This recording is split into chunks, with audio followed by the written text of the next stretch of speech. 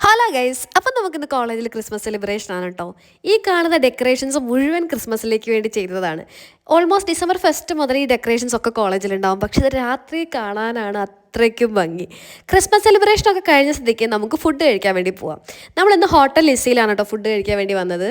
പുറത്തെ തിരക്കൊക്കെ കണ്ടപ്പോൾ നമ്മൾ വിചാരിച്ച് ആൾക്കാരൊന്നും ഇല്ല എന്ന്. പക്ഷെ ഉള്ളിൽ കയറിയപ്പോഴാണ് ആ ഞെട്ടിക്കുന്ന സത്യം ഞങ്ങൾ തിരിച്ചറിഞ്ഞത്. Hotel is crowded. നിങ്ങൾ റീലിലൊക്കെ കണ്ടിട്ടുണ്ടാവും, ഈ ലിസിയിൽ ഫുഡ് കഴിക്കാൻ വേണ്ടിയിട്ട് നോർമലി കല്യാണപ്പുരയിൽ വെയിറ്റ് ചെയ്യുന്ന പോലെ സീറ്റിൻ്റെ ബാക്കിൽ ഇങ്ങനെ നിന്ന് വെയിറ്റ് ചെയ്ത് ഫുഡ് കഴിക്കേണ്ടി വരും എന്നുള്ളത്.